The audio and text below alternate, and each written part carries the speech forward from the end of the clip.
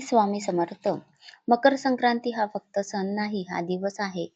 आयुष्यात उजेड आणणारा. या दिवशी सूर्य उत्तरायणाला येतो, अंधार कमी होतो आणि प्रकाश वाढायला सुरुवात होते. जसं सूर्याचं होतं तसंच आपल्या आयुष्यातही चांगल्या गोष्टी वाढायला लागतात. 14 जानेवारीला म्हणजेच बुधवारी मकर संक्रांत आलेली आहे. तर या दिवशी थोडंसं दान, थोडंसं संयम आणि मनापासून केलेली प्रार्थना हे सगळं वर्षभर साथ देतात. तर या दिवशी कोणत्या राशीने काय करावे? आता पाहूया मकरांतीला प्रत्येक राशीने काय केलं तर चांगलं फळ मिळतं. तर मेष राशी. या राशीच्या लोकांसाठी संक्रांती चांगली बातमी घेऊन येते. अडकलेली कामं मार्गी लागायला लागतात. या दिवशी सकाळी सूर्याला तांब्याच्या भांड्यातून पाणी द्या आणि तिळगुळ दान करा. तांदूळ किंवा गुळ दिला तर कामात नक्कीच यश मिळतं.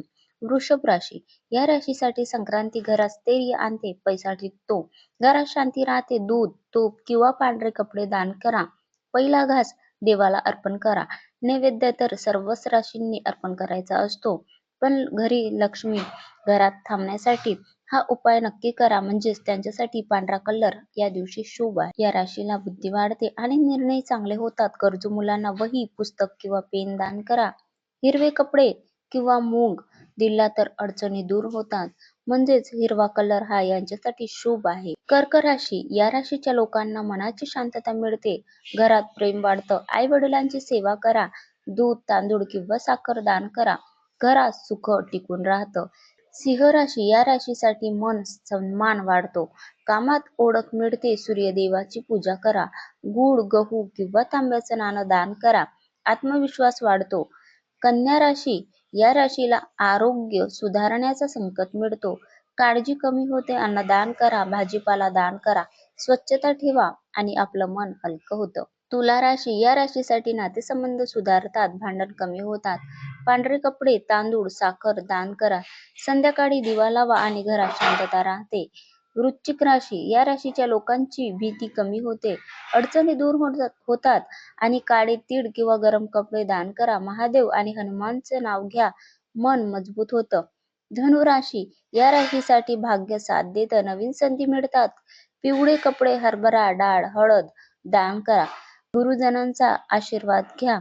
मकर राशी. या राशीसाठी हा फार महत्वाचा दिवस आणि मेहनतीचं फळ मिळतं. काळे तीळ, गूळ, चप्पल, गरम कपडे दान करा. शनिदेवाचं स्मरण करा. पण लक्षात ठेवा, चप्पल हे दान करायची नसते. पण एखाद्याला खरंच आवश्यक असेल तर स्वच्छ आणि नवीन चप्पल घेऊन दान करा. कुंभ राशी. या राशीला नवीन ओळखी, नवीन संधी मिळतात. पाणी, माठ, तांदूळ दान करा. पाण्याचा खूप जास्ती वापर टाळा.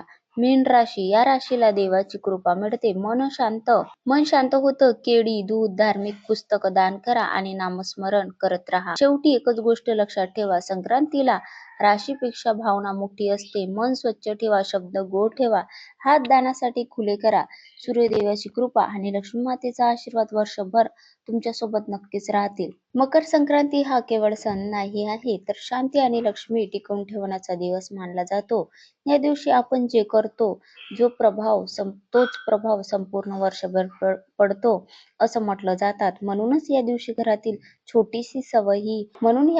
छोटीशी सवयही फार महत्वाची ठरते. म्हणून संक्रांतीच्या दिवशी लवकर उठून सूर्यनारायणाला एक लोटा तांब्याने पाणी अर्पण करून, त्यांना अक्षदा फूल वाहून त्यांची मनोमन पूजा करून तीळ आणि गुळ याचा नैवेद्य दाखवायचा आहे. प्रसाद सर्व वाटल्यांना सर्वांना गोड गोड बोला. असं बोलताना व सर्वांशी त्या दिवशी वाद घालू नका, कोणताही राग, भांडण, तक्रार करू नका आणि शांत मनाने हा दिवस घालवा. म्हणजेच आपलं वर्ष तसंच संपूर्ण चांगलं जाणार. आपल्या घरात देवघर स्वच्छ करा. देवाला तीळ, गुळ, भाजी, भाकरी किंवा जो आपण नैवेद्य जमेल तो अर्पण करा. फार महाग जो आपल्याला जमेल तो नैवेद्य अर्पण करा. आपली भावना महत्वाची असते. पहिला घास हा देवाला आणि दुसरा गाईला द्यायचा असतो. तर गाईलाही अन्नदान करा, गाईलाही नैवेद्य द्या. गाईला दिला तर घरात अन्न कधीही कमी पडत नाही, अशी श्रद्धा आहे. संक्रांतीला घरात दिवा लावणं फार शुभ मानलं जातं. सकाळी सूर्यदेवाला तांब्याच्या भांड्यातून पाणी अर्पण करा. पाणी देताना मनात चांगले विचार ठेवावेत. संध्याकाळी आपल्या घराच्या बाहेर एक दिवा लावा आणि लक्ष्मी येऊ दे, सुख येऊ दे असं मनात म्हणावं. या दिवशी दान केल्याशिवाय संक्रांती पूर्ण होत नाही असं म्हटलं जातं. म्हणून तिळगुळ, उबदार कपडे, धान्य, भांडी, चप्पल, भाजीपाला यापैकी काहीही दान करता येतं. पण प्लास्टिकची भांडी, फुटलेली वस्तू, खराब कपडे किंवा तेल, मीठ हे दान करायचं नसतं. या गोष्टी टाळायच्या असतात. संक्रांतीला घरात स्वच्छता फार हे महत्वाची असते.